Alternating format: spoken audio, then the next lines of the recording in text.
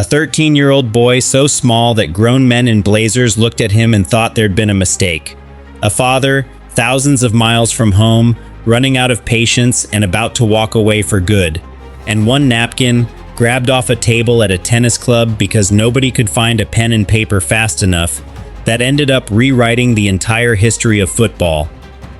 No contract, no lawyers, no boardroom, just 4 sentences in blue ink, scribbled on something you'd normally wipe your mouth with and throw in the bin. That napkin is now sitting behind glass in a vault. It sold for almost $1 million. And without it, there is a very real chance you never hear the name Lionel Messi. This is that story. Welcome to Football Detailing, and let's get started. Rosario, Argentina, the late 1990s. A small, skinny kid is already the best player on every pitch he steps onto. Coaches at Newell's Old Boys nickname him the Flea because he's tiny, quick, and impossible to catch. But there's a problem that has nothing to do with talent. Messi has a growth hormone deficiency. Left untreated, doctors believe he might stop growing at around 1.40 meters. The treatment exists, but it's expensive. Hundreds of dollars a month, for years. His father Jorge is a factory worker. River Plate, one of Argentina's biggest clubs, reportedly shows interest in signing him, but won't commit to covering the medical bills. In Argentina, the door is closing. Then a connection forms that changes everything. An Argentine agent based in Spain, Horacio Gagioli, keeps hearing the same thing from contacts back home. There's a kid in Rosario you need to see. Gagioli later admitted he brushed it off for 2 years because Messi was too young. But by 2000, the boy is 13, and the family is ready to cross the Atlantic for a trial. Gagioli takes one look at him getting off the plane and has doubts of his own. The kid is so small, he assumes someone's exaggerated his age. Then Messi starts kicking a ball around, and every doubt disappears in about 2 minutes.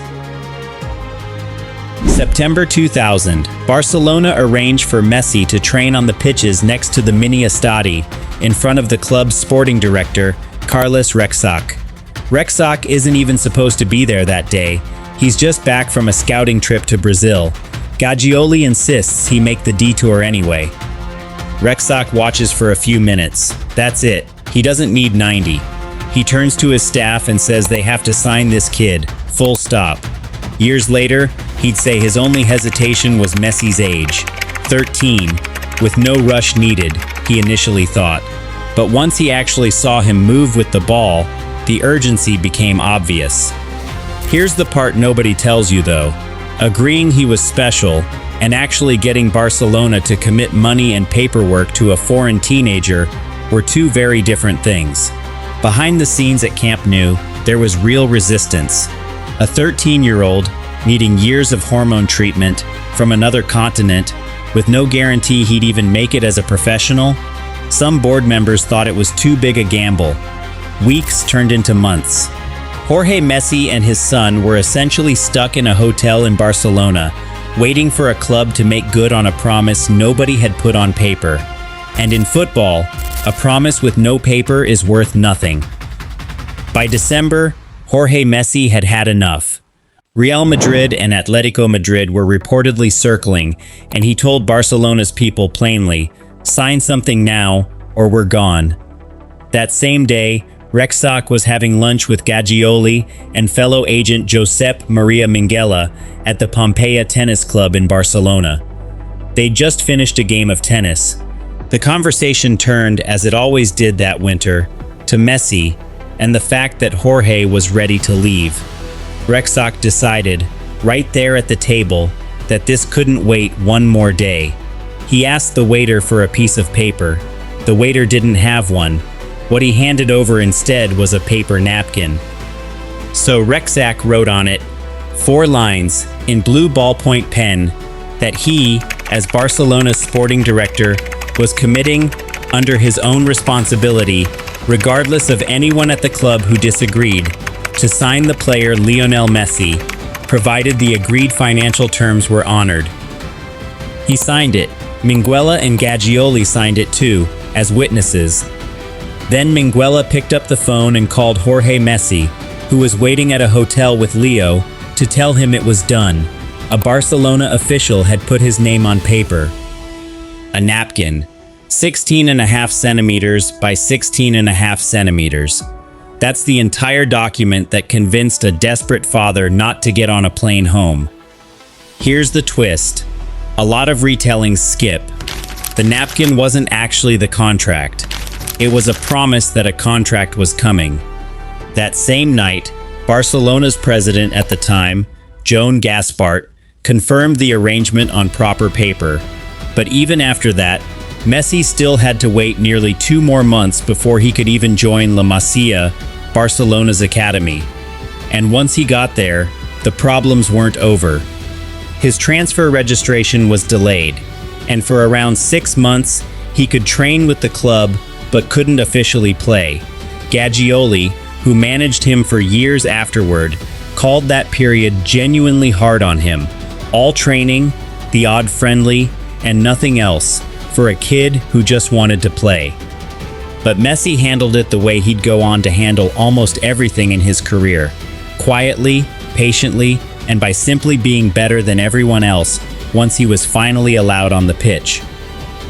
What happened next barely needs narrating, because most of you have watched it happen in real time. Messi becomes Barcelona's youngest ever competitive debutant, then their all-time top scorer, then simply the best player most of us will ever see. Under Pep Guardiola, from 2008 to 2012, Barcelona wins 14 trophies and plays some of the most breathtaking football in the sport's history, with Messi as its heartbeat. 8 Ballon d'Ors follow, a record nobody else is remotely close to, a move to Paris Saint-Germain in 2021, and then, in Qatar in 2022, the one thing that had somehow eluded him for 2 decades, the World Cup itself, lifted after that unforgettable final against France.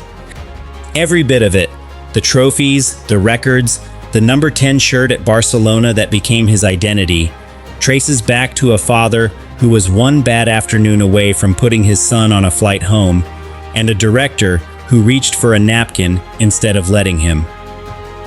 The napkin itself didn't disappear. Gaggioli kept it and, for years, stored it in a bank vault in Andorra, treating it as exactly what it was, a genuinely historic legal document, verified by lawyers as valid despite being scrawled on a piece of paper towel. In May 2024, he put it up for auction at Bonhams in London. The napkin that started it all sold for just over £760,000, close to $1 million US, to a private buyer. A used napkin from a tennis club lunch, worth more than most footballers will ever earn in their careers, because of the 4 sentences written on it. Here's the part that makes this story land even harder in 2026. Messi is still writing it. Now 39 years old and playing for Inter Miami, he was named in Argentina's squad for this summer's World Cup, his 6th appearance at the tournament, matching Cristiano Ronaldo's record.